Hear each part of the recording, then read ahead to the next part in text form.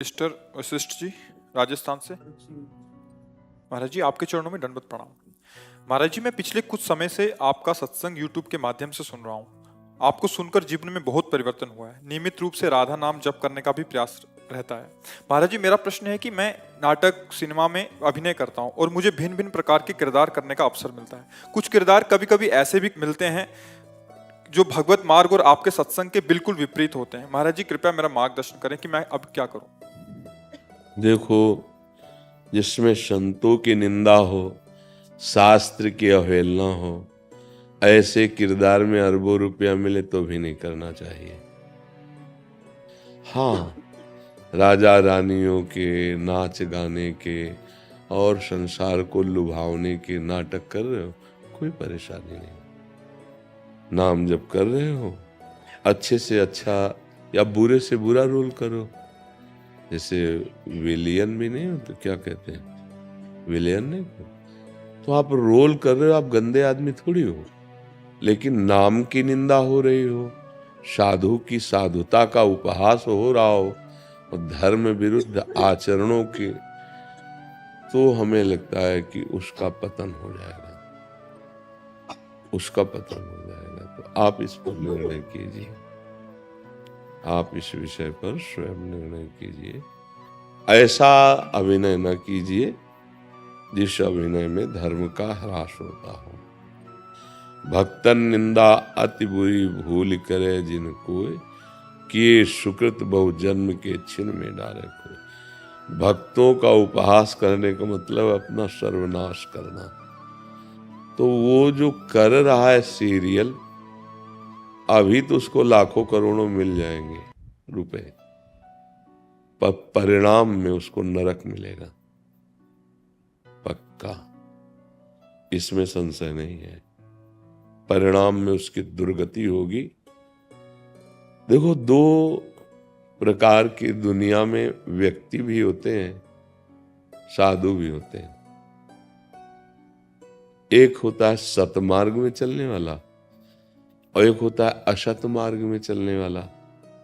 जैसे सतमार्ग में चलने वाले कम होते हैं, असत मार्गगामी ज्यादा होते हैं, ऐसे ही भगवान में आसक्त चित्त वाले महात्मा कम होते हैं।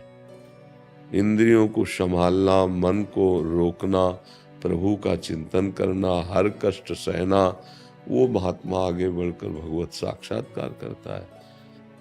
अगर हम सब संतों को इसी दृष्टि से नाटक में दिखा देते हैं तो फिर जो भगवत प्रेमी सत्य मार्ग में चलने वाले महात्मा हैं, उनका अपराध आपको बन जाता है अव्यक्त अनजाने में।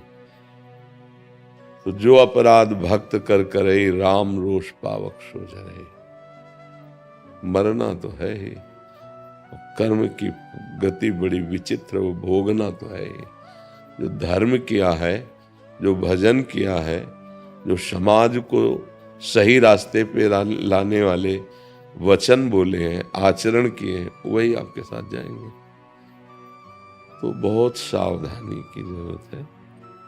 सच्चे बनोगे तो हो सकता है गरीब बने रहो, पर सुखी रहोगे, अंतिम परिणाम अच्छा आएगा। गंदे बनोगे तो हो सकता है धन संग्रह कर लो, बहुत बुरा परिणाम होगा जिसको सोच नहीं सकते। कई तरह से माया प्रभावित करती है। आप जिस रोल के मर्मज्ञ हैं, आपसे 1000 गुना मर्मज्ञ सामने खड़ा कर देगी। उसकी उन्नति हो रही, अब जलो बैठ के, तुम्हें कोई पूछेगा नहीं। अब क्या उपाय लगेगा? इतनी मेहनत की, इतना यश हुआ, अब हमारा यश। कर्मों का फल अवश्य भोगना पड़ता है, चाहे आप जो एक्टिंग कर रहे हो, चाहे आप साधु हो चाहे असाधु हो, कर्म बहुत बलवान है। भगवान का आश्रय ले लिया है तो भोगने में सुविधा होती है। ये बल है भगवान का, हर कष्ट को सहकर अपने मार्ग में, अपनी दिनचर्या में फर्क नहीं पड़ने देना है। अगर उठने लायक हैं तो उठेंगे जरूर, नहीं उठने लायक है तो मानसिक दिनचर्या प्रारंभ हो जाएगी। ऐसा ये लोग जैसे कहते हैं ना, भजन का फल क्या, इतने बड़े भजनानंदी, इनकी किडनी फेल है। भजन का फल किडनी सही होना नहीं है, भजन का फल है भगवत प्राप्ति। आज नहीं तो कल शरीर जाएगा, पर जहां जाएगा वो प्रियालाल के पास जाएगा। बस आनंदित है। जय दिन कट रहे हैं, कटने दो, जाना तो श्यामा श्याम के पास। हाँ पक्का, ये तो मतलब हृदय में आ जाता है ना कि अब हमारा काम पूरा हो गया। किसी के प्रमाण की जरूरत थोड़ी होती है। प्रमाण मनम, मन से प्रमाण। अब जैसे बहुत गंदगी रही जन्म जन्मांतरों में, तो फटाफट धुलाई हो रही है, पर इस भोग ने क्या किया, कृपा कर दी, पूर्ण रूप से श्री जी के आश्रित कर दिया। कहीं न कहीं साधु को साधना का भी बल होता है, अब वो भी बल गया। अब केवल इतना बल है कि लाडली